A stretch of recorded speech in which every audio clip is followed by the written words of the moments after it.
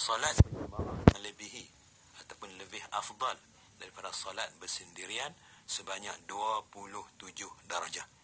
Memandangkan dari sudut keutamaan inilah, maka sebahagian daripada para ulama, khususnya mazhab Hanafi, mengatakan bahawa hukum solat berjamaah adalah sunat sahaja, bukan wajib. Dan riwayat yang lain pula mengatakan, an Abi Hurairah radhiyallahu anhu yaqul, qala Rasul sallallahu alaihi wasallam, salatul rajul fil jama'ati tudha'afu ala salatihi fi baitihi wa fi suqihi 25 dhi'fa. Maksudnya daripada Abu Hurairah radhiyallahu anhu, beliau berkata, Rasulullah sallallahu alaihi wasallam, salat seseorang lelaki yang dikerjakan secara berjamaah melebihi salatnya secara bersendirian di rumahnya dan di pasar sebanyak 25 kali ganda. Jadi atas alasan inilah dia menyebut, Nabi hanya menyebut tentang sembahyang jemaah ni pahala dia lebih daripada sembahyang sendiri. Maka untuk itu pendapat Imam Hanafi kata bukanlah fardu ain ataupun fardu kifayah, dia merupakan sunat kalau kita buat melebihi. Jadi pendengar-pendengar yang sekalian, apapun itu saya bagi itu hanya untuk kita buat satu katakan perbandingan saja. Tapi ini saya sebut tadi mengikut mazhab kita Syafi'i yang disarankan oleh Imam Nawawi rahimahullahu taala, hukum dia kita sebutlah ialah fardu kifayah. Jadi sekarang ni ada satu berbangkit. Katalah dalam kampung kita ni orang lelaki tak ada tu maksudnya pergi kerja lah. Orang pergi kerja semua pergi sembahyang. Contoh saya bagi contoh ni sembahyang zuhur dengan asar ni. Zuhur. Orang lelaki dia tak ada. Kemudian macam mana nak buat Ustaz? Tak apalah, orang perempuan kata kami ganti buat 5 orang perempuan, kita jom kita pergi surau. Sebab kita dah masak dah tengah hari ni, kita pergi sembahyang jemaah. Maka sembahyang jemaah wanita ini tidak boleh dikira lepas fardu kifayah. Tak boleh kan? Jadi maknanya saya kadang-kadang melawak lah. Saya kata patutnya di Gurau dan ni orang yang sentiasa duk pergi sembahyang jemaah ni, patut orang lain kena bagi duit kan. Bakal bagi duit apa? Kerana dia boleh menampung kesalahan orang lain yang tak pergi sembahyang jemaah. Jadi apabila saya sentuh wanita tadi, hukum wanita ni menghadiri solat berjamaah di masjid, apa hukum? Kita tengok sekarang alhamdulillah lah, kita tengok ramai wanita-wanita yang duduk menghadiri sembahyang jemaah ni. Jadi kalau kita lihat ni padaannya hukum wanita ni, sebab dalam kitab dalam banyak dalam kitab menentukan tuntutan sunat solat berjamaah tidak dikuatkuasakan terhadap wanita disebabkan kelebihan kaum lelaki atas mereka. Jadi atas dasar itulah wanita ni dia tidak dituntut untuk melakukan jamaah, hanya dituntut pada lelaki berasaskan ayat Quran yang Tuhan sebut dalam Al-Quran, sebagaimana Allah tawalil rijali alaihinna darajah. Bagi maksudnya, dan bagi kaum lelaki itu mempunyai kelebihan-kelebihan ke atas mereka, iaitu wanita. Oleh itu hukum wanita ni sembahyang ni makruh bagi lelaki jika tidak menghadiri solat berjamaah berbanding wanita. Bagi wanita pula solat di rumah adalah lebih afdal berdasarkan hadis. Saya tengok wanita ni yang elok dia sembahyang di rumah lah.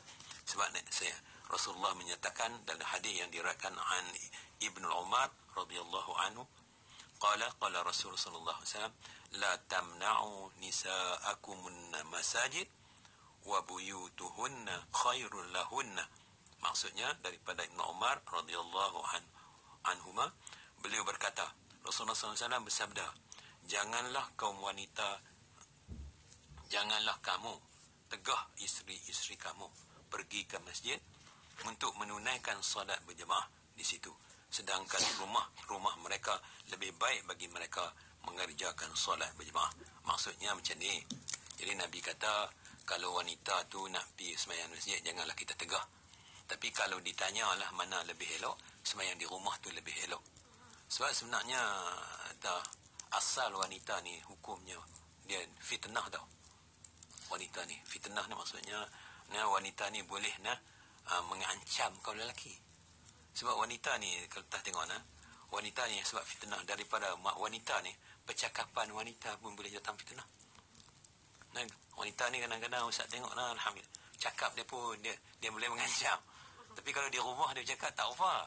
Dia keluar rumah dia cakap, tu kita buat cakap yang tu boleh mengancam. Nah, yang kedua gaya berjalan. Kadang-kadang dia berjalan kat rumah, tak apa, dia berjalan keluar, dia berjalan catwalk lah, dia macam jalan. Jadi jalan tu juga mengancam. Pakaian. Sebab tu pakaian wanita dia tak boleh ketat. Dan boleh, kalau ketat pun dia tak boleh tabaruj. Tabaruj ni makan aksesori betul. Tapi alhamdulillah lah, saya tengok lah ni bagus dah. Dulu ni saya tengok wanita-wanita dulu kalau pakai gelang tu tak. Lah ni dia takut orang potong tangan dia pula. Tapi sebenarnya potong tangan tu satu cerita lain lah. Tapi dari segi hukum tak boleh. Kita menunjuk tu sebagai tabaruj. Tak boleh lah. Wanita ni tak boleh menonjolkan.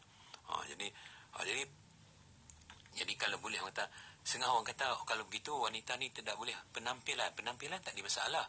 Penampilan wanita kita tengok gaya muslimat ada. Tapi jangan kita rasa tabaruj, kita menunjuk tak boleh pakai aksesori susuk badan wanita lain.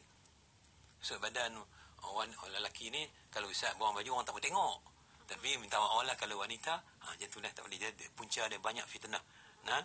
Dan wanita sebab itulah dia juga harat juga wangi-wangian. Wangian ni tak dia pakai untuk hilang bau bahasa saya lah, saya sebut ni minta maaf lah, kesak badan dia. Dia tak boleh kita pakai wangi-wangian lebih, tak boleh, wanita haram.